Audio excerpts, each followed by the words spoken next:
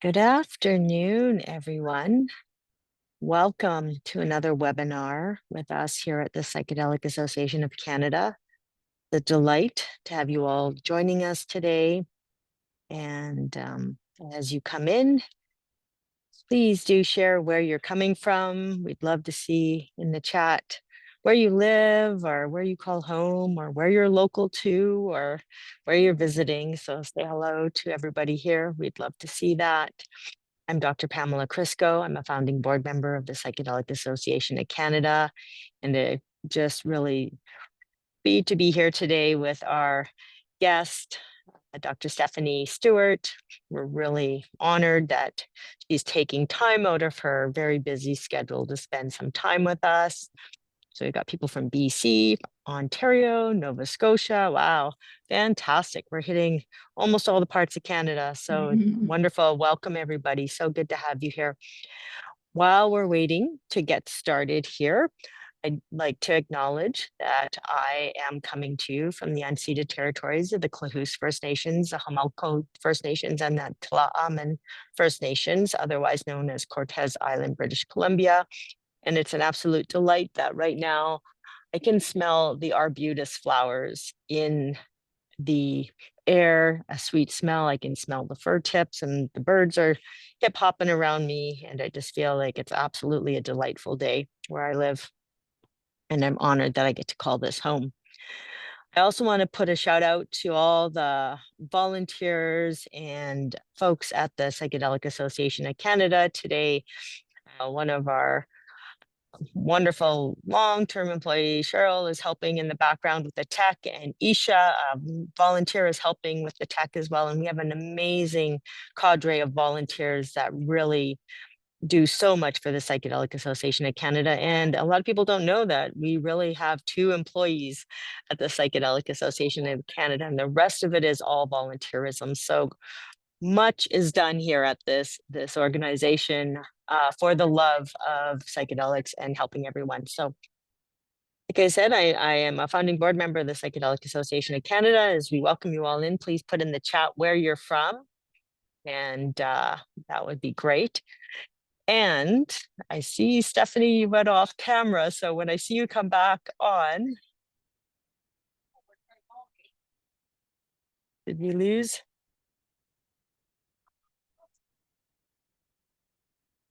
Oh, we'll just give it a few moments. Next month, we have another webinar coming with Kurt Petrovich, who is a retired BBC reporter or correspondent, and also participant in the MAPS MDMA trials. So please join us next month as we talk about psychedelics and the media. Without further ado, it is my absolute delight to hand over the reins to Dr. Stephanie Stewart, who will introduce the talk and herself. Welcome, Stephanie. Thank you so much for being here today. It's such a pleasure to be here. I really appreciate the invitation. I'm so happy to get to share what I geek out about all the time with all of you. I imagine some like-minded folks are here listening today. So I just really welcome conversation and contribution and further thought, really just getting some seeds planted and ideas started. Uh, I have so much to share. I'll kind of go through this quickly. So I'll just ask to save up questions. Write them down if you can so you don't forget. Um, and then we will have a conversation at the end. So I am on the stolen lands of the Musqueam, Salish, and Tsleil-Waututh nations, and otherwise known as North Vancouver.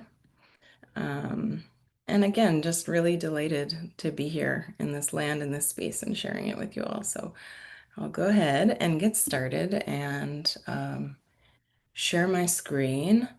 Actually, before I do, I'll give you a little bit of background about me and what I do. I'm a psychiatrist and psychedelic psychiatrist for lack of a better term. I am the most recent adjunct professor. Just got hired. Tomorrow is actually my first day as a proper professor at a medical school in Los Angeles, California. I work in conjunction also with UCLA on their Ecological Medicine and Psychedelic Studies initiative, and had the great pleasure of inviting Pam down to speak with us for that symposium, really developing the field of ecological medicine more thoroughly, and beginning to try to create waves in this being a legitimate field of medicine. Um, I'm also on the board of directors of Chacruna, Institute for Psychedelic Plant Medicines. So I work in social justice and psychedelics, and doing education and psychedelic and ecological medicine training for psychiatry residents, particularly those from historically Black colleges with a cultural um, lens and a big focus on using psychedelics for racial trauma, also for women's health. So I have an interest in spaces of transitions in life around perinatal periods of time and perimenopausal periods of time. So with that, I will go ahead and get started um, here and share my screen with you.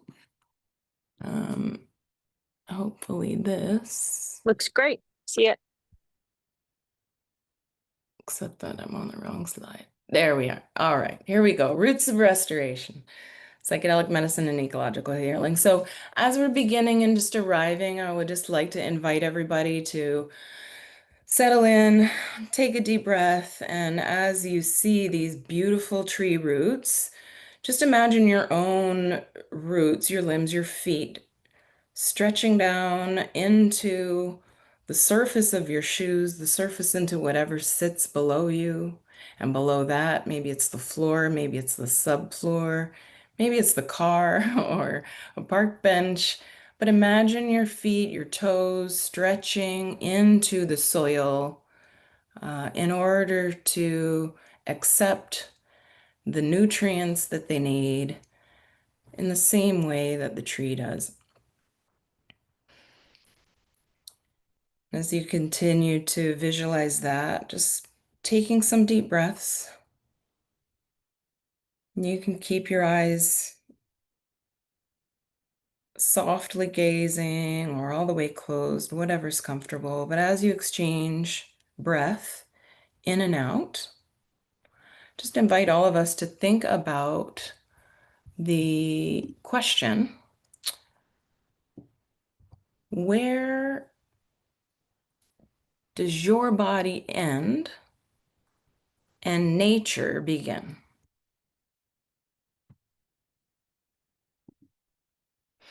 As we think about the exchange of oxygen and carbon dioxide with the trees, thinking about being in constant flux and flow with the natural world around us. Um, so much so that you really can't separate our life force from the requirements of what is seemingly outside of us.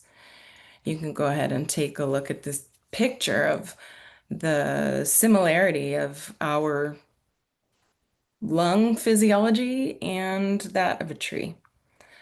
Think about our microbiome and how we have 30 trillion cells and 40 trillion bacteria living within us.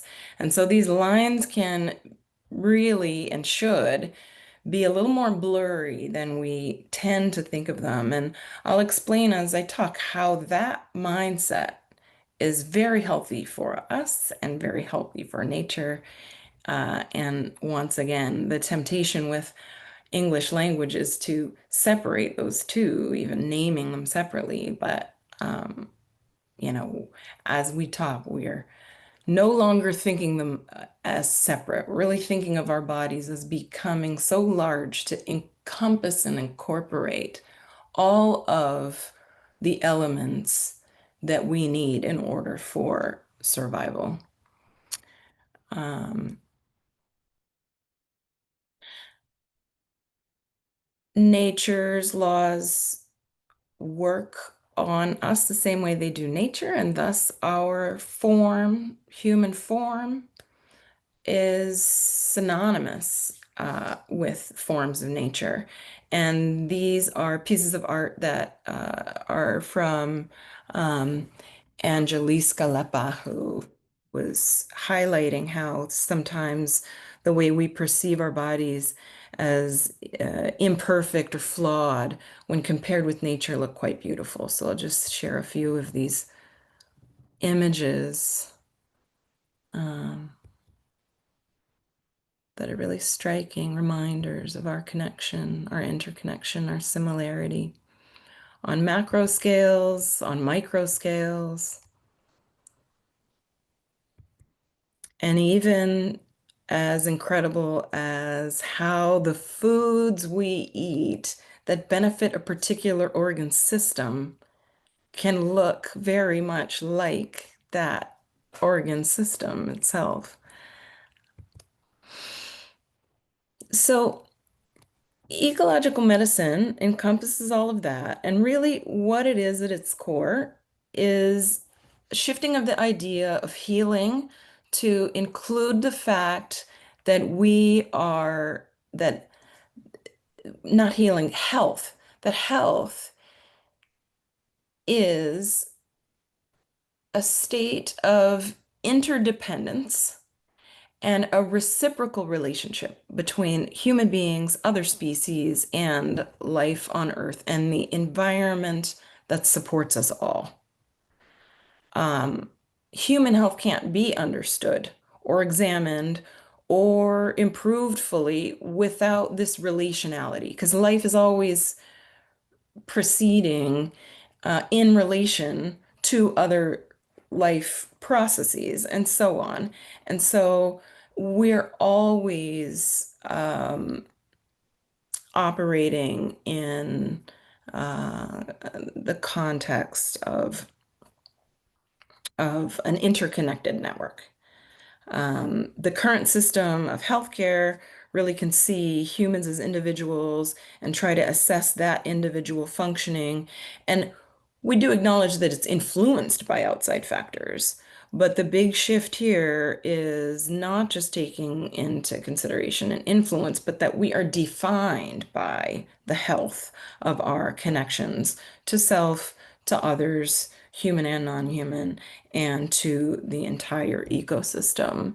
So it's a whole system that we are considering in considering health. Um, Nature is it's functional. It's not just aesthetic. It's not just beautiful. But it has profound impacts on our physical health, psychological health, and our social relationships and functioning.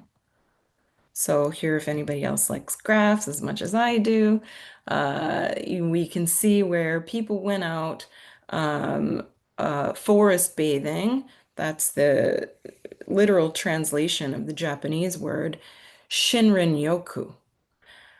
After 3 days in the forest, they took blood cell counts before and after.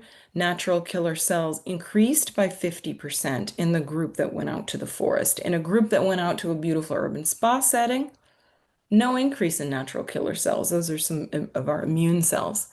What's remarkable about this is that 30 days later, they came back and checked the people's blood levels again, and there was still a 25% increase in the number of natural killer cells. Um,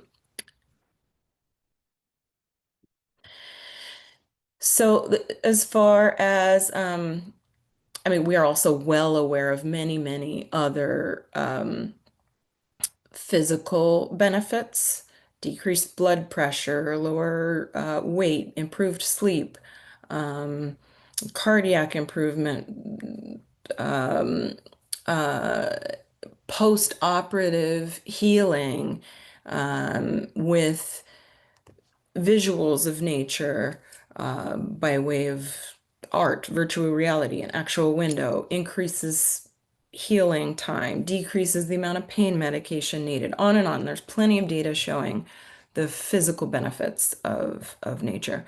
The psychological benefits are profound as well. So we can see here they're measuring not just uh,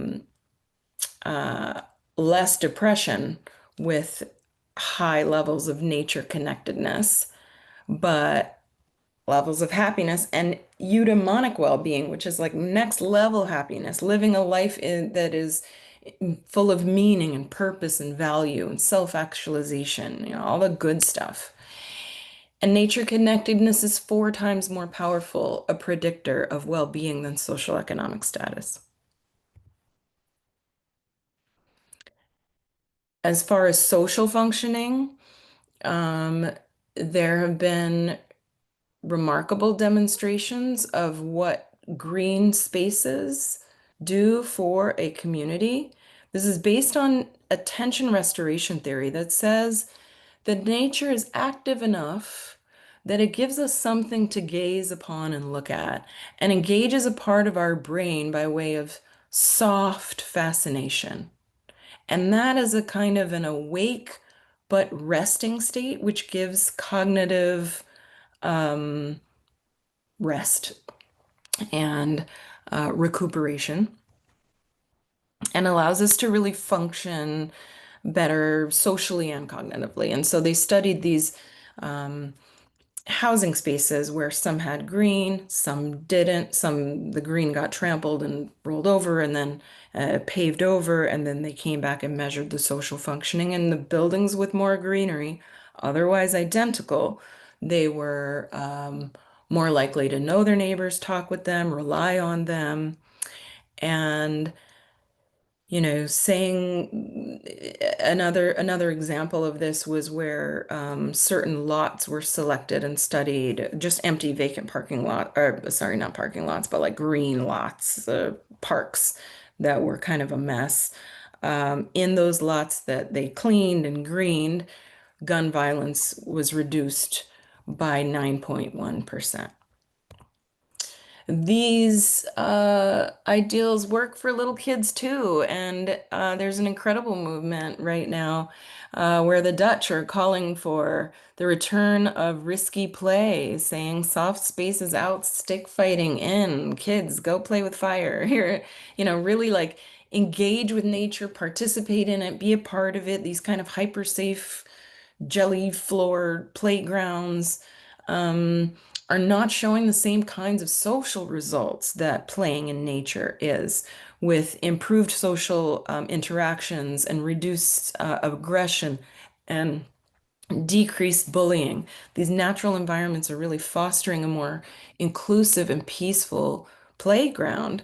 And on the flip side, children are suffering, people are suffering from what's being referred to now as nature deficit disorder. 40% of people in the United States, anyways, have zero outdoor activities. Um, and as we saw before, even a little bit of time can have remarkable and substantially lasting impacts for us. This is for those of us who may be working in offices. There was a study done by my colleague Jay Maddox, who brought 2 groups into otherwise virtually identical kind of cubicle sterile office spaces. One set had the windows open, one set had them closed. They gave them cognitive tests and a few minutes to, have this break and restoration. And what they found was that in the groups with the windows open, they had better attention, better memory, and less risk taking, and that's in a negative sense. Then they pumped in the scents of nature, fragrances of nature, and what they saw there was another indication of social functioning and cooperation, where even though people were paid for their scores, paid to get correct answers, and kind of incentivized to cheat, there was less cheating when the smells of nature were also part of this picture. So, and these were big effect sizes, not just coincidence. So what we're seeing is that it's not just nature contact, being out in nature, but as I mentioned before, nature connectedness. The definition of that is this persistent awareness of our interconnection with nature. So how do we think about nature? What's our sensory perception, emotional attachment, and especially a reciprocal relationship. So how much we think about and engage with and smell and feel a part of and really have like an emotional relationship with nature, recognizing our plant cesters. Um, those correlations with high nature connectedness show enhanced vitality, functioning, personal growth, resilience, increased physical activity. So that cascades into better physical and mental health, greater life satisfaction, feeling of worthiness, happiness, reduced anxiety. And importantly, it's a predictor of strong pro-environmental attitudes and behavior. So,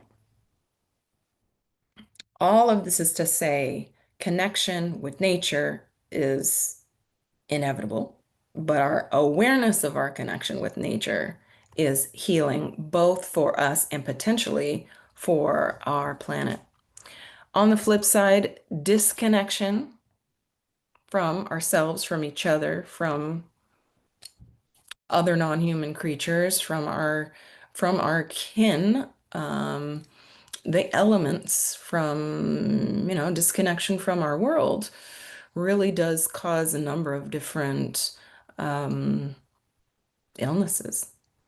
Uh, and the pain and loss of our natural world because of a real lack of connection with it, um, or in addition to, there's a growing lack of connection with nature as we lose it. So there's this kind of snowball of apathy, and a vicious cycle of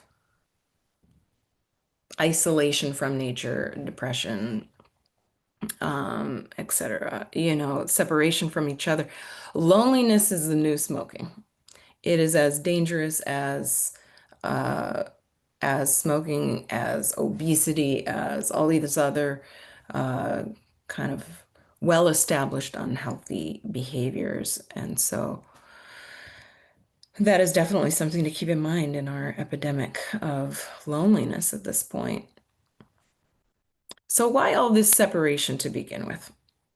And this idea of othering, from ourselves, from nature. Well, a lot of it came about uh, as a baseline requirement for the extractive practices of colonization and capitalism in order to take advantage, whether that's of people, of plants, of air, of water. You gotta not feel that as a part of self. And this fallacy of individualism allows humans to position ourselves outside, above, and entitled to the rest of life. So all these isms, and I've highlighted a couple here that are not often talked about and relevant. And the speciesism, human superiority, individualism, and even academicism really drive a lot of these barriers to accessing nature, whether that's just like poverty, distance, transportation, food deserts, some of the culture around the woods and national parks can be very off-putting to people with marginalized identities who, have historically worried about their safety in some of these settings. Just including like women in parks at night alone, threats of violence, etc. So as we become more distant from nature, I just started looking into many of these biophobias. And I don't mean to, run through it all, but if you could just like take a glance at all of these growing phobias that are around or in relation to nature, um, it's quite heartbreaking. They didn't even all fit on one page. I had to get 2 pages because I'm trying to keep my slides short. Anyway, I overall would just say that these taker mindsets that have prioritized money over the environment have now created the need for less wealthy people, countries, etc., to prioritize money in order for them to just survive. And so, just briefly share, I used to take people on nature immersive kind of wellness adventure travel retreats. And one of the places we went to was the Maldives, and they're just absolutely pristine and beautiful. But it's an island, atolls off of the west southern coast of India, and they would have to pay to ship plastics and other things back to the mainland and really couldn't do that. So for many years, they were just burning it. And this is happening all over the world. And so, um, yeah, this is pretty heartbreaking. And a lot of this has to do with social justice. And so I'll just say that a couple of the big kind of takeaways, addressing human health and the health of our planet are inseparable. Another big takeaway to maybe consider more deeply, not maybe, please do consider more deeply, is that, you know, I think for many people feel that there may be an either or here, where if the focus is on saving the environment, is absolutely understandable, but that's inextricable from social justice. We can't have environmental justice without social justice because the two are so tied to one another. Um, and that given all that we know about our health, our happiness, our social functioning, that access to nature is a human right.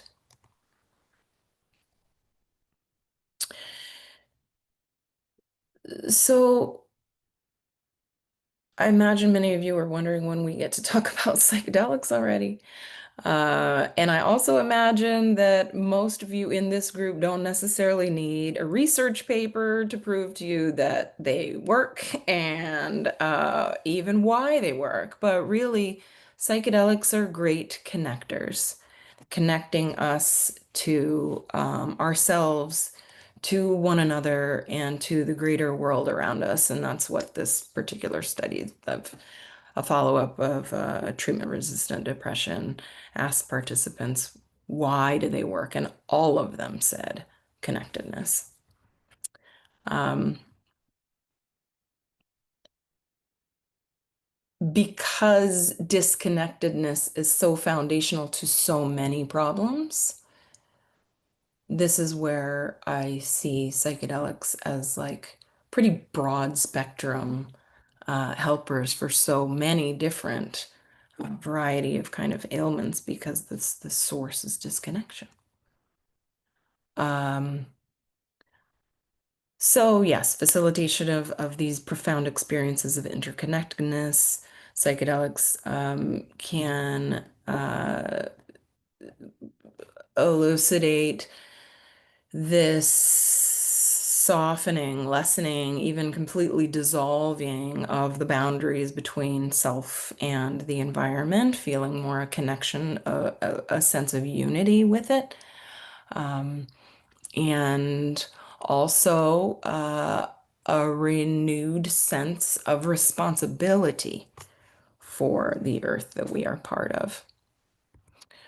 So in this survey, this was just showing that 100% of those psychedelic users that were surveyed showed an increase in nature connectedness. Um, 50% showed an increase in pro-environmental behavior, and 16% even showed pro-environmental career changes because we really protect what we love. And when we have that personal, loving relationship with nature, we will protect her. And in case you're wondering, out of all of the psychedelics surveyed, psilocybin was the most highly ranked as far as increasing nature connectedness. So there's been some more recent work around this in the realm of transpersonal ecodelia. So that saying just like lifetime psychedelic use is a predictor of nature connectedness, and that some sorry, just one second. Um, For those who have had previous connections with nature, psychedelics can bolster that for people with no previously established connection. And even interestingly enough, in psychedelic assisted therapy trials where there's been no intention about around nature at all, they're in relatively like sterile rooms with closed. Nature has been consistently uh, it's been a consistent theme of so many of those therapy sessions, even without that intention being part of it. And again, these experiences of interconnectedness were what linked with shifts in attitudes and behaviors. Um, So we're also learning more and more. My brilliant colleagues, Sam Gandy and Roz Watts, are studying this quite deeply. And how do psychedelics deepen nature connectedness? So one aspect of that is the neurobiological, so the brain state. Um, One is the sort of softening of personality and the absorption. So absorption kind of meaning like one's capacity to become deeply immersed in sensory experiences or imagination or inner thoughts, and that people with high absorption levels are more likely to experience this sense of unity with their surroundings. And then the psychological is really interesting. This connectedness, psychedelics often reduce some of the negative affect. Awe, in and of itself, is an incredible kind of field of study, and actually what I'm most interested in studying moving forward, and how both nature and psychedelics, not that they're separate, but can produce a state of awe, and from that, there are incredible benefits for us as human beings, particularly with states of depression, anxiety, trauma, etc. Mystical experience, I'm sure, folks are quite familiar with the long-lasting and intensely profound impact of mystical experiences, ranking consistently in like the top three, the top five experiences of a person's lifetime, up there with the birth of their first child. And mindfulness, the ability to be more mindful and continually practice mindfulness, even in the after glow of psychedelic experience, is part of what's helping this nature connection deepen. So in ecological medicine, we talk about ecological vital signs. Those are basically just, the quality, the frequency, the duration, the strength. And there are some really cool technologies developed to assist with that. So one is around dosage. This is called Nature Dose. It's an app and it can measure if you turn on your settings and it can sense where you are. It can measure the amount of time you're spending outside. You can set your goals. And they have come up with some reliable guidelines around, just take depression, for example. One garden visit per week can significantly improve symptoms of depression, and you can see some of the others here. Nature prescriptions are another fantastic tool of ecological medicine, where again we can talk about the place, the activity, the frequency, the duration, and this is Nature RX, which is available in Canada and any healthcare provider. Well, let me say that differently. I'm not sure that it's any healthcare provider, but certainly any MD can sign up for this service and begin to prescribe patients nature connection activities. And they have worked closely in this program with national parks, with museums. And so there's free entry to some of these things and really helping to allow people to access in kind of, well, helping people access nature, period, but also thinking about dosing as far as like these macro doses of big adventures out into nature. And we want to think about, mini doses where that might be once or twice a week you're getting out into the park, and even micro doses where you may just have a little herb in your windowsill and you're tending to your little daily herb and maybe you're eating it and just developing a relationship with these little plants. I've been working with folks with nicotine dependence to like grow a little tobacco plant and really get back into the pure form of that medicine, the sacredness of that medicine, and get to develop a relationship with it, unbastardized. And not even necessarily to like smoke that, but to just grow it, and see what can begin of that relationship if the idea is to shift that relationship. Um, these are just some more resources here that are available in Canada that I've mentioned, and some other trainings. If this ecological medicine or combining that with what you already do, there's so many different ways. I mean, the good and bad news is there's so many um, problems with our crisis of climate that there also are lots of opportunities for solutions.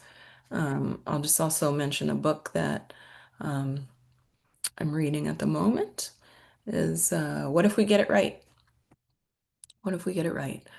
And that's a beautiful, hopeful um, series of interviews that talk about a lot of different aspects of climate crisis. I haven't gone into um, climate anxiety and other climate related, mental health disorders specifically, but that's something that, we can talk about further in Q&A. But just leaving you with the idea, the thought of, the power and potential of combining ecological medicine and psychedelics to approach our not just our individual wellness, but collective wellness is inherent in that, both with the lineage, many lineages of psychedelics that are mostly done communally, and thinking about our healing collectively, that it really makes so much sense.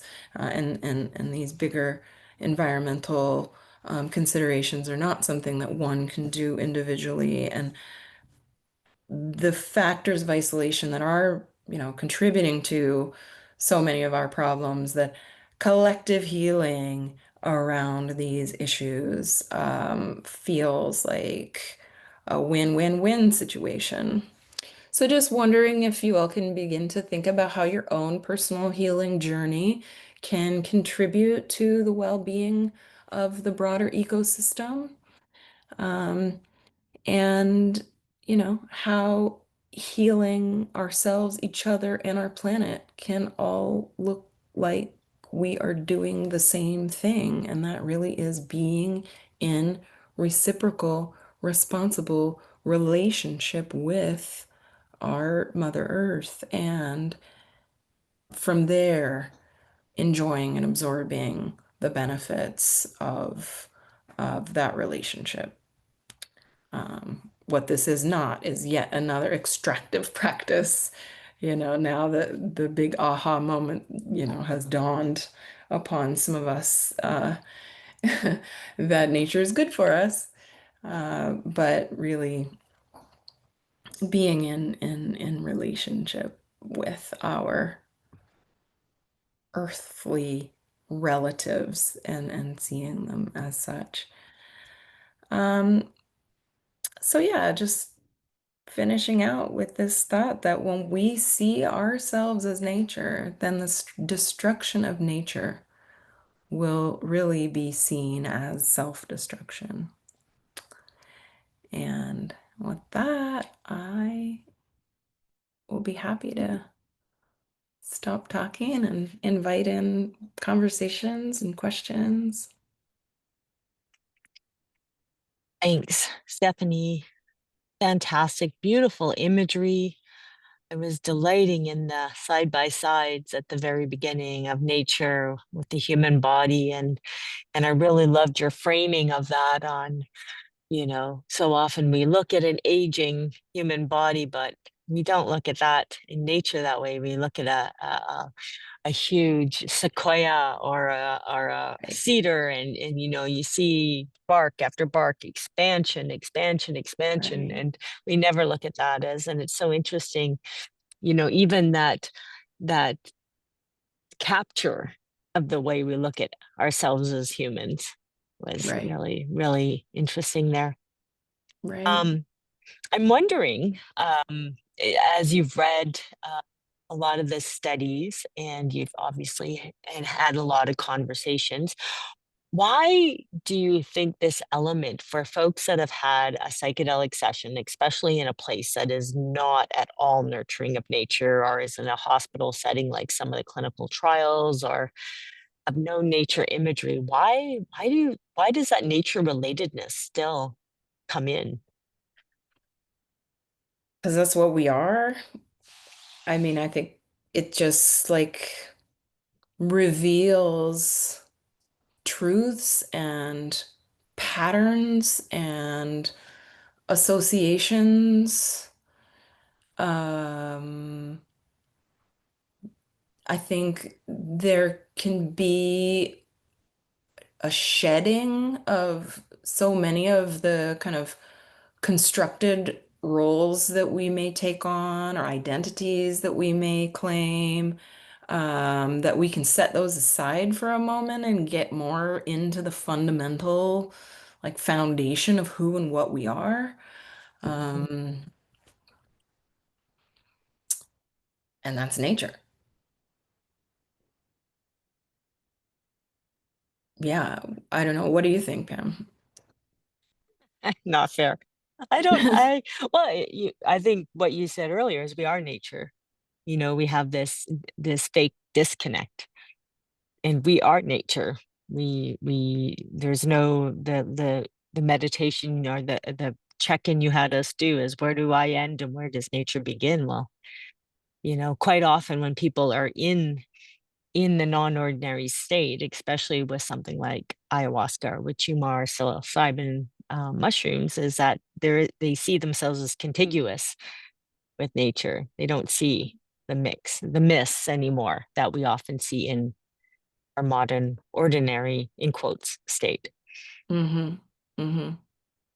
Yeah, I mean, I can share an incredible peak experience moment that I had where I certainly recognized that um how did it start? I said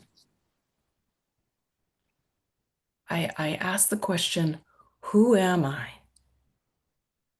Mhm. And I was kind of told that's the wrong question. And I said, okay, whose am I? And that's when it kind of came to I am the Earth's. I am Earth. This is my Earth suit in order to be able to like walk around on this planet. I have to be in the suit. But it also did kind of make clear that there was a part that was sort of transcendent beyond that. Like I am in this Earth suit temporarily. And the next step I couldn't quite grasp were that there may have been other possibilities other than Earth-based suits. Mhm. But I Mhm. was just so excited to just be in that awareness of Earth. And then I also think there's something really to our connection with animals. When I say nature, I want to highlight that because that can sometimes be um, uh, not as clear as maybe plants or trees or things like that. And I Mhm. think that our human capacities as mammals, as animals, we can really pull from other creature powers, if you will. I Mhm. have little Mhm. kids who watch Wild Kratts, and we're big into creature powers, and that every creature has its powers, and then there's certain, um, like uh, attributes that sometimes we like to try on, Mhm. and that our relationship with the cheetah really wanting to run fast, or the earthworm that could wiggle and morph and shape, and how that mirrors our own like digestive system. And um, yeah, I think we have a lot in common. And then there's a whole realm of real shamanic shifting and animal consciousness that Mhm. is, available for some Mhm. with psychedelics. And so Mhm. those connections feel very close when tuning in. Mhm. Like, yeah, just abilities that are just beyond human, right? Like hearing sonic sounds, or like kind of just a step shy of like ultraviolet light. Like I think we begin to become aware of the edges of our abilities, and at times those can even expand Mhm. um, in ways that animals can do readily. Mhm. Mhm. Yeah. And that certainly aligns with so many communities across Canada where, aligning with one's spirit animal or one's protector or one's wise ones align with that Hmm. vision. And it's another piece of the research that Roz and Sam are doing, that really understanding nature connectedness by way of their large group integration Mhm. process, ACER.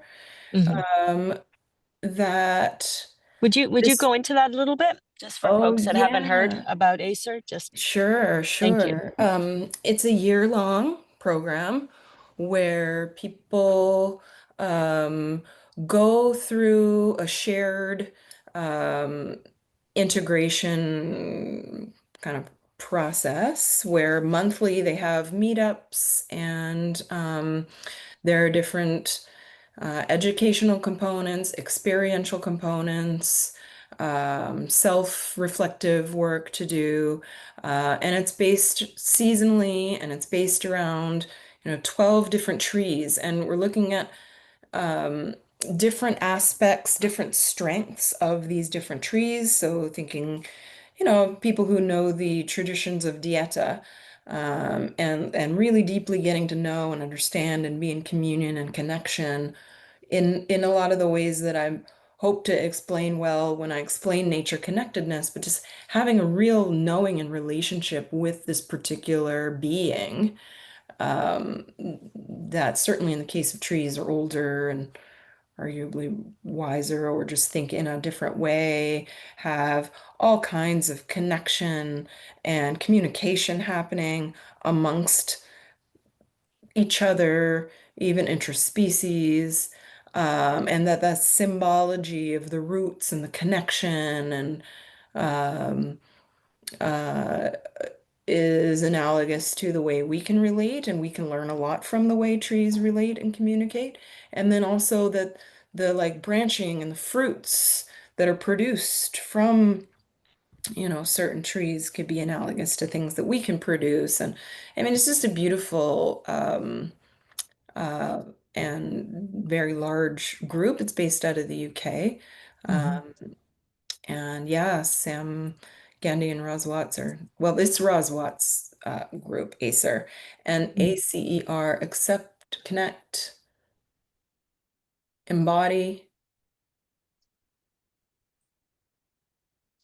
I want to say rejoice, but I don't think Yeah. I don't think it's I'm drawing a rejoice. blank too, and I know it. Remember, Yeah. recall, reconnect, it's all I'm you get drawing the a idea. blank too. But that was based off of the Yeah. psychedelic clinical trials where they used the Mhm. ACE model, and then the Mhm. ACER is the integration that uses that model as well. Right. So you've spoken about your clinic. Mm. Do you want to share a bit more that how you integrated, how you brought more nature-based therapy and more nature into a place where maybe nature wasn't as easily accessible? Yeah, so that started in South Central LA, and it's pretty like they really affectionately refer to it as the jungle, but it is the concrete jungle, no doubt. And there's still little splotches of nature here and there and everywhere. We really can't get rid of it, even though some folks have been kind of forced into urbanization and away from, nature.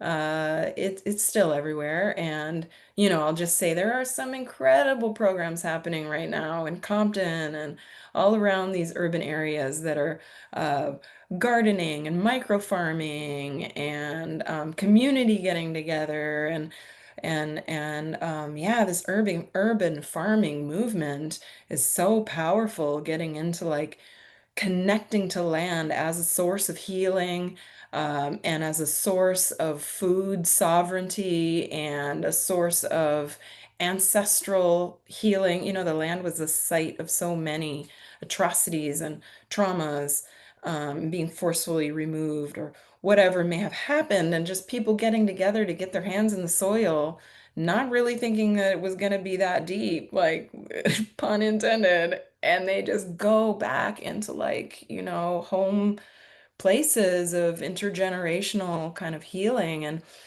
on top of that, yeah, there's this quote. I don't know if I can remember it exactly, but it's by Malcolm X. And I don't think people really think all that often of Malcolm X referring to like land sovereignty. But basically, this is what he says, like, without land, we're just not free. Everything comes from the land. It's that is not the quote at all, but that's the essence of it. So there's a lot of work around, yeah, food sovereignty, especially in places where there are food deserts. So that's what has sort of evolved. Tiny little goat farms and tiny little, that's really cool. Cool stuff. But back in the day, I would just take my patients out, walking in what is is kind of a park, but it also doubles as like an oil refinery in the middle of Los Angeles. Um, but we would walk, and people started to get better. And from there, we started going on bigger adventures, or we would take the city bus to like the beach, for example. And there's a beautiful, uh, yeah, one of my like career highlights was taking a small group on the bus to the beach, which was 6 miles away. And there was a 56-year-old woman who had never seen the Pacific Ocean in her entire life. It was 6 miles away. But for all kinds of reasons of like a lack of belonging and, I don't go to the beach, that's for white people, whatever the stories were, had never seen the ocean. And so as a group, we went, people shed tears. Somebody commented on the salinity of the tears being the same as the salinity of the ocean, and it was this precious moment, and people were laughing. But then beyond that, once we started to take these adventures, then folks would feel more comfortable. And then, she ended up, I checked in on her because I've been talking about her a little bit in my, like the presentation at the Canadian Psychedelic Summit. And she has since been going weekly on that same bus route. Um, yeah, there's some beautiful reconnection happening, I have to say. So started with the urban group, and then I began taking people on like bigger excursions because I saw it working. So then I kind of shifted to the other end of the social economic spectrum. People who had so much money there was no rock bottom, that like legitimate at risk uh youth with dual diagnosed mental illness and substance abuse. And we started going on like bigger wellness adventure travel adventures, like just started like doing whatever it took because this kid was a surfer. So we went out on surf trips in order to keep him sober. That was the trade-off. And yeah, that turned into really using like nature-based, nature immersion, activity-based, so like movement, exercise, um, the novelty of being in a new place really sparked that experience of awe and, getting out of the default mode, where you're just driving the same route to work every day, stuck in a rut. And then being a part of the local community and having something to contribute back. So for us, it was often water harvesting. There's a group called Waves for Water who have this like rain filtration systems that are about this big. We'd stuff them in our duffel bags, and like communities wouldn't have to necessarily dig a well. They could just harvest the rainwater. So between and then finally with that there was integration of those experiences, and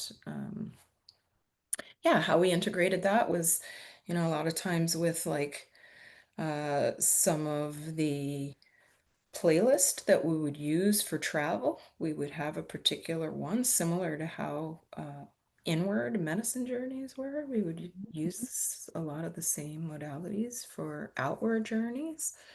Um, yeah, meditations, mindfulness, etc., and being in community were important parts of that integration. I have a tougher question. Well, at least in my mind, it's tougher. And I also want to invite anyone watching, if you have questions, please feel free to put up your hand or type them in the Q&A, and we'll happily ask them on your behalf if you wish. You talked about earlier about extraction. We live in this extractive society, we're disconnected.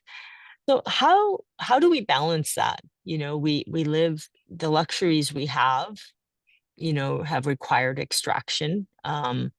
Many items people purchase every day require extraction.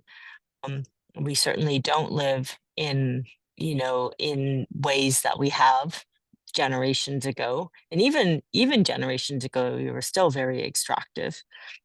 The Mhm, numbers on this planet are high, and we all mhm. have a desire for the same level of um, how we live. So how do we balance that, knowing that to maintain just even a fairly modest North American lifestyle, we're going to be part of that extraction? Um, I mean, a lot of ideas pop to mind. One is just first about our mindset, that we are so used to things being extractive, but I wonder if many of them have to be, or if that's just the status quo. And if we could rethink um, what really has to be extractive versus what may not need to be quite so bad. Um, I think the overall mindset of like, don't take more than you need, um, is in direct contrast to get as much as you can, as quick as you can, make enough money as you can, um, values.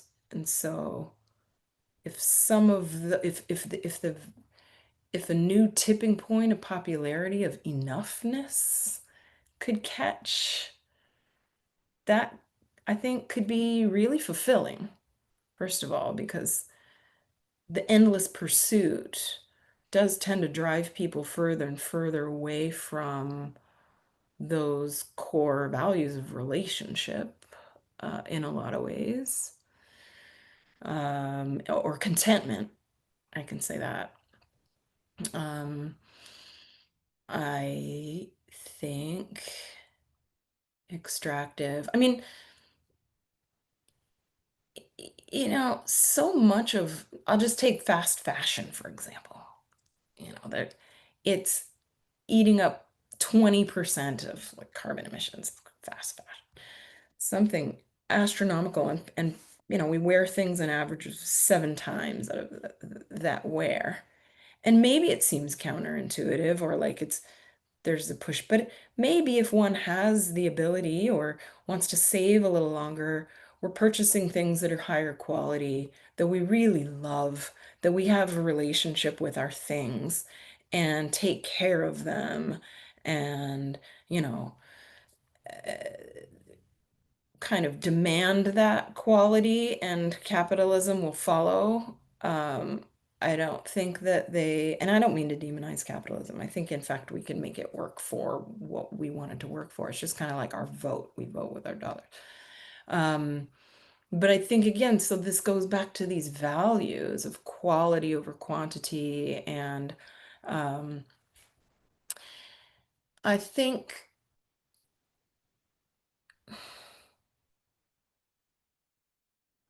I'm just learning more and more about like other options uh, for energy. And um, I think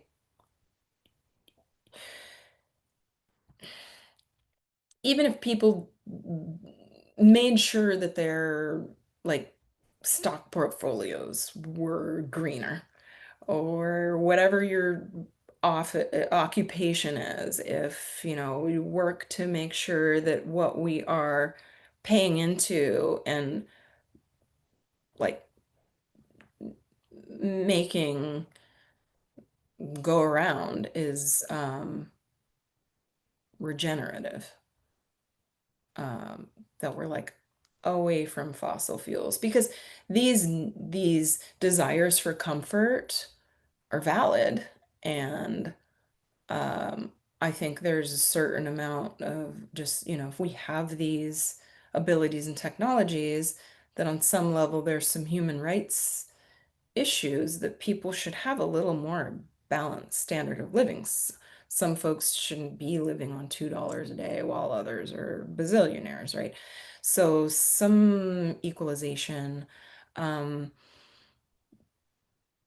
There seems to be, that itself, you're a psychiatrist, and it seems to be that we don't speak about that enough, about the monetary hoarding.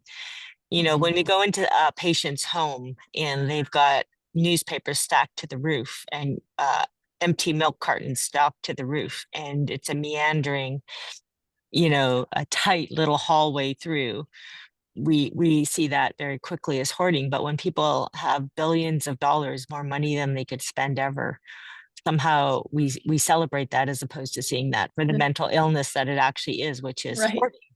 right. It's hoarding. And you only, like, and it goes back to your question, is what is enough? Like, how can you, if you're not an actualized healthy person, you can never know what enough is, and thus you will hoard. And I think if maybe we didn't idolize so much those folks that hoard money and maybe had a bit more of a different outlook, how we looked at them, we might see less hoarding, and we would have less people trying to attain that level of wealth hoarding that is beyond. the need of any human. Absolutely. Absolutely. And it's not a thing about against capitalism either. I agree with you. It's just you have to know how much is enough so that you can actually be connected to your community and in Mhm. relationship with others and the world. Well, that was the thing that I saw when I worked with the extreme, wealth was that they're suffering just as much too, because now that you have so much stuff to protect, it sends you into a kind of a prison of your things or a prison Mhm, of what I actually saw was really interesting, these two ends of the socioeconomic spectrum where you're outside of the kind of bell curve of belonging, mhm, mhm, where you don't know who to trust. You don't know who's after you for what.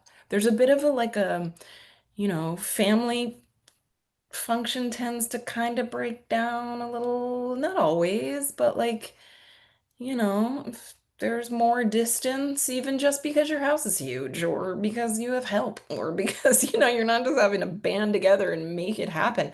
There's something to that human struggle, whether that's chopping your own wood or, the story of stone soup and everybody brings what they have so the whole mhm, community can eat together. Then you have togetherness. And mhm, then, or just like living off of the land and learning to trust it, mhm.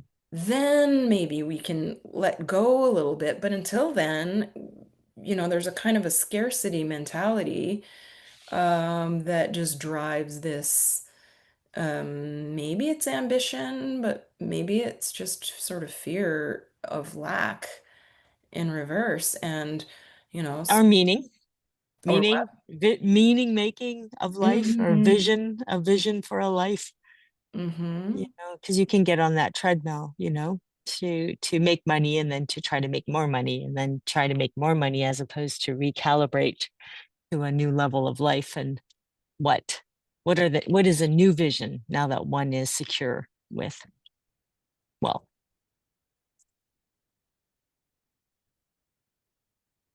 Yeah.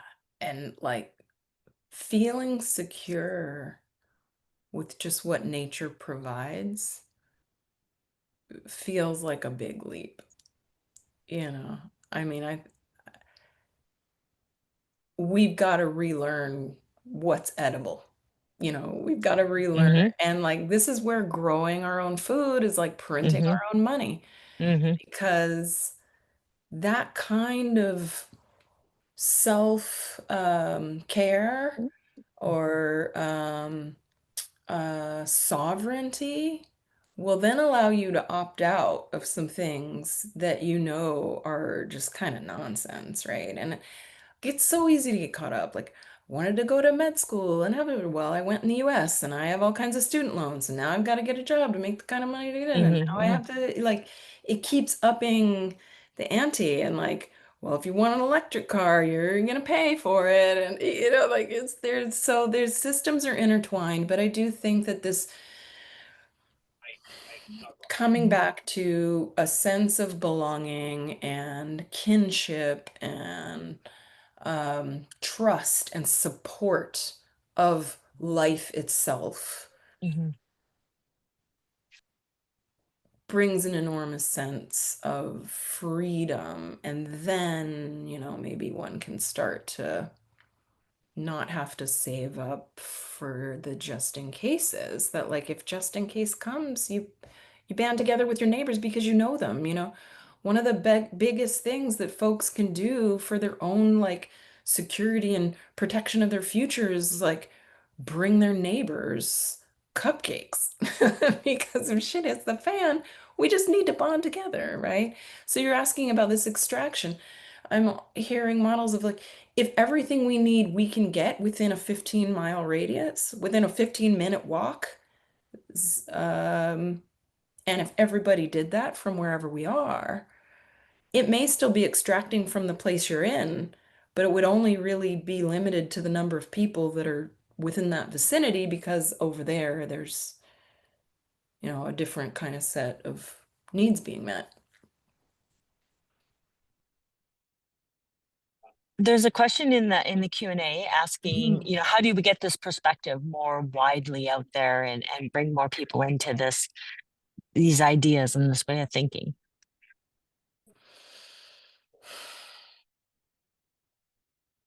I mean, I guess one of the first things is to like really embrace it yourself, right?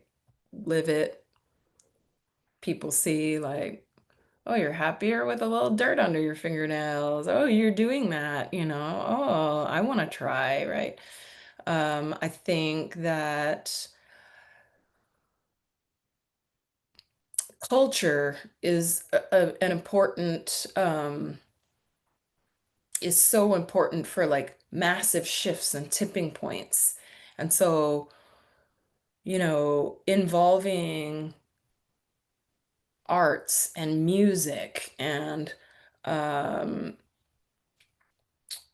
children, like if we can't pull it together, the least we can do is, help the next generation to do so or to be aware.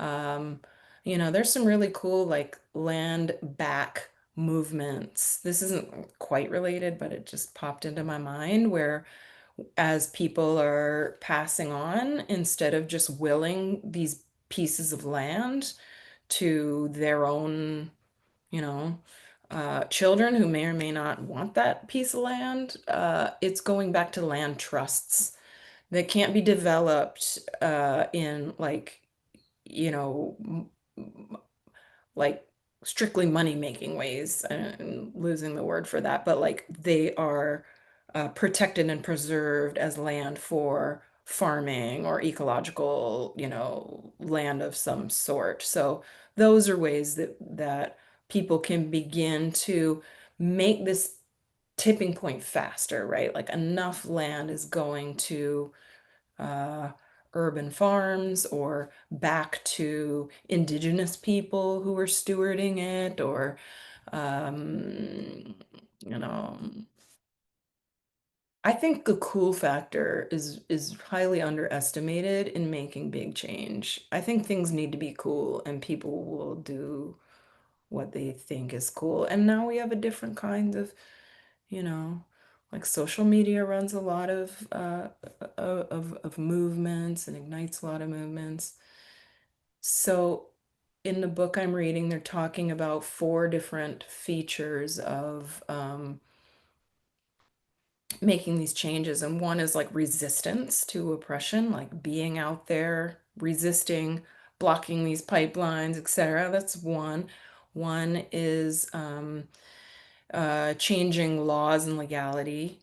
One is about the mental health and healing and well-being of the people so they can get back out there and do what needs to be done, um, and stop participating in some of these practices that like clearly make no sense.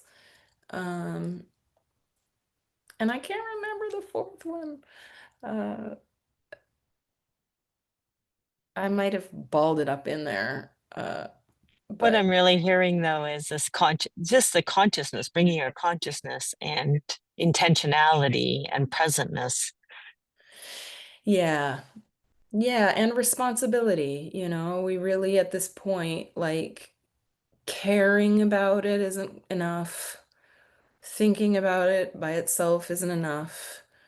Just like we talk about being anti-racist because these systems are in place and they will go whether you contribute to them or not. Ecological destruction is kind of, it's going whether we contribute to it or not. So we've got to be anti-working against that and for something different. Um,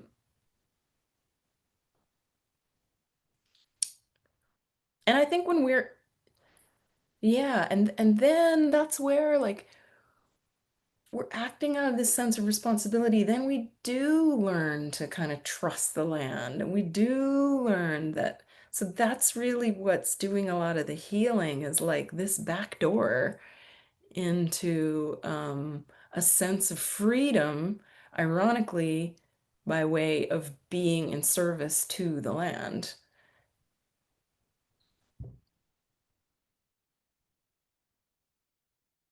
It's like learning what our natural medicines are, learning what learning what mushrooms to eat or not to eat. Like these things are incredibly powerful healers or poisons. And like if you don't know which, you're just gonna hold off from all of it. So our own like education and listening to the wisdom keepers who still have that place-based, land-based knowledge can shift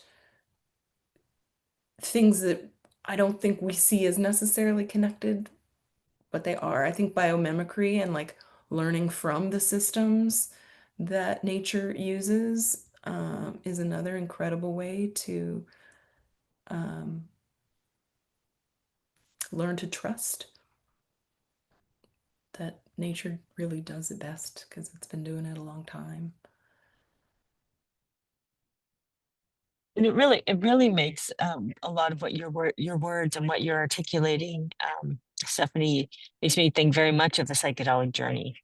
Just that, sometimes you get it in aliquots, small amounts. And I know when we work with our patients and our participants, it's, even a 1 degree shift, even a little movement in that, even a little bit of learning, whether it's just picking up a book or watching a gardening video on YouTube, just that little 1 degree shift makes a huge change over time for anyone that knows how a compass works, right? If you're 1 degree off, you're going to Right. make quite a bit of a change over time. So it doesn't have to be daunting. It can really be these small little changes, step by step, getting connected, much in ways like you've done with your patients. But we don't have to jump in with both feet. You can really just, if you're already nature based and really get it, keep going and bring friends along. And Mm-hmm. which really I Mm-hmm. think helps a little bit for the question too, is like bring people along on the Mm-hmm. journey with you. It is we're better together as a community doing this. And I'm curious, what is your nature routine, your family's nature routine? How do you guys stay connected? So we have, we're blessed to have this incredible yard.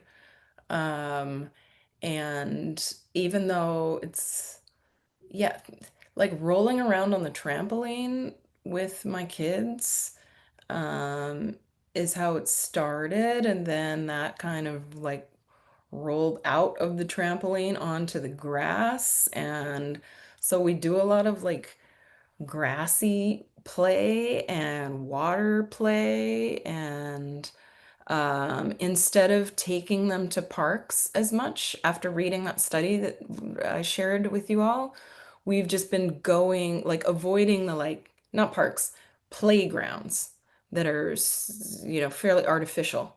Just go out into like Lynn Valley Creek and just let them wild play. Um, uh, and kind of limiting certainly screens, but even toys. Kids will find a stick, kids will find a rock. So another thing that I did just recently was this, that friend had a birthday party, and these birthday parties always annoy me because everybody comes with all these brand new packaged gifts, and it's like my kids have a whole wall full of IKEA drawers, full of toys. They just don't need to. So I've been kind of getting the fam to the trying to reset a custom of like a gently loved used toy goes to your friend, and then this connection of like I'm giving you something of mine that was important to me, or something I no longer play with, or it didn't really stick. Same with girlfriends. I love a clothing swap. You know, such a good time. Just swap clothes. But anyway, this last time we were out of time and we're in the process of packing and moving, so we're kind of low on toys. So I was like, just go find something outside. And he found this big fat rock that was just right. And he loved this rock and put it in a paper bag for his friend and brought his friend the rock and said, I know you like rocks. And I mean, they're four, and you know, so just for context, I'm not sending my like 15-year-old to give their friend rocks Oh in a no, I paper think that bag, sounds like a but great that like, sounds like a great gift. you know, the old school, like, why don't you make something? Why don't you draw a card? Why don't you, how could Christmas look a little more like arts and crafts than like Walmart, you know? Yeah, and jamming on that, like you said something earlier, and again now that it's really not that hard to really look at what's already out there. I know whole families that the rule is all clothes come from consignment stores and thrift stores. That there's no need to buy anything new. That there Mm-hmm. can use gently loved things, Mm-hmm. and there's lots of entrepreneurs that have created these, even toy exchanges and you know maternity exchanges and all these things. We've seen these Yeah. in multiple communities, and it makes so much sense. Do we really even need to be making more? There's got to be enough stuff on this planet already to keep using it. And of course, a smart community will do that, right? Mm-hmm. I know my sister's community hands around big bins of, six up to 6 month-year-olds. Parents get whole bins of clothes that have been lightly used and reused. So Yeah. there's so many things if we just really get conscious and get present. I'm kind of My winding. mom, Oh, go ahead. sorry, go No, ahead. no, no, no. You go. My mama used to say, poverty is the mother of invention. And I think it's so true. And I think that, like, as I've traveled and gone to places in the world that just have less, there is a correlation with happiness. And there is a correlation with relationship building, um, that I see, and it just feels like we're shooting ourselves in the foot to some degree with excessive wealth. And that doesn't mean like Daddy Warbucks wealth. I mean just like even everybody having to have their own room. Like why? We're going through this now. Like what they don't need they love to like whisper at night and keep each other up. And I support that little brotherly love, right? And like why do they need so much that just then drives further kind of distance, and that relying on one another, sharing, um, has the incredible positive side effect of also feeling really good because we're communal creatures. I look down the street and I think, like, there are 60 separate stoves cooking 60 separate dinners tonight on the street. Why? And we're all lonely. And we set a play date 6 weeks from next Tuesday, and we all stay home and cook our own dinner. And it's just like, don't the moms want to get together and just watch the kids run around? Don't the kids want to get together and just be with one another and Yeah. play? I hear a lot of solutions here. A lot of great ideas, and I hopefully sparking some ideas in people that are listening. And as we're drawing close to the end here, I really want to give you the almost last words before I thank everyone. But what makes you hopeful? What makes you what? Yeah. What do I'm you know? What do you know we can do, and what makes you hopeful? I'm really hopeful and happy to see community level stuff starting to pick up again. I'm really excited that people, even in higher levels of academia, are acknowledging that indigenous wisdom is science. I'm excited that,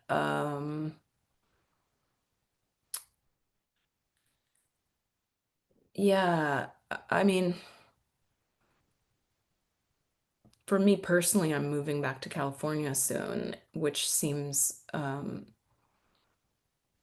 like a crazy thing to do for a lot of Canadians. But what I'm seeing is just that. I'm seeing communities come together and think about creative solutions because we can't put our power in others' hands, particularly when they don't have our best interests at heart.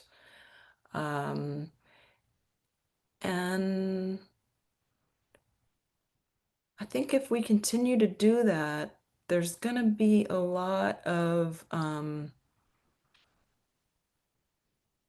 problems of like individuality and independence that have gone too far to where they're making us sick start to come back toward togetherness and belonging. And, we really have come too far to turn around and pretend like the stuff that we've seen doesn't exist or doesn't matter. The stuff that we, know is happening.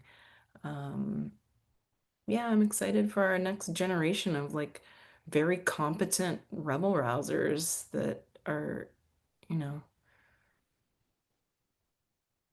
gonna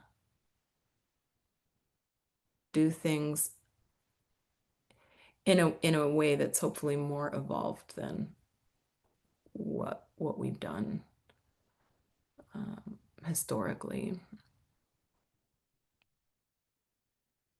Well, here's to the next generation of I'm rabble probably gonna think of rousers. 20 more things when we get off and excited about Well, that too. we'll Oh. add them in, we'll add them in the show notes. Yeah, here's to all the rabble rousers of all the generations, because I think this is all hands on deck, and there can be a lot of innovation, a lot of solutions, and you've outlined a lot of them. Can you tell, I just want to thank everybody that made this happen, all the volunteers at the Psychedelic Association of Canada, and so much gratitude to you, Stephanie Stewart, for joining us today. Would you mind telling our audience where they can find you and where they can learn more about you and keep following you? Yeah, I just want to thank you all for being here, first of all, and Pam for your leadership and for inviting me, and just so much gratitude, so many thank yous. Um, I'm on LinkedIn, Stephanie Michael Stewart. Um, Same website, stephaniemichaelstewart.com. Um, I don't really do much else social media wise.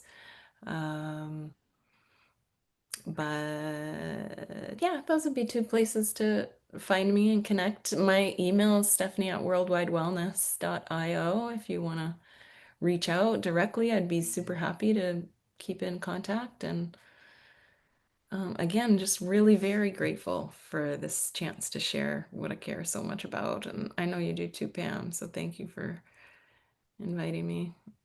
Yeah, well, it's been a delight having you, and I really look forward to having you back in the future, and you can bring us up to date on some more great ideas and more innovations and ideas and research and all of the all ball, the whole Oh, ball, and oh, ball. the whole ball of everything. So thanks so much. And I wish everyone an absolutely delightful day. Go outside, go look some Hmm. flowers, smell the air, drink the water, whatever it is. Just watch the weeds, growing up through the cracks and reclaiming everything. And we are nature.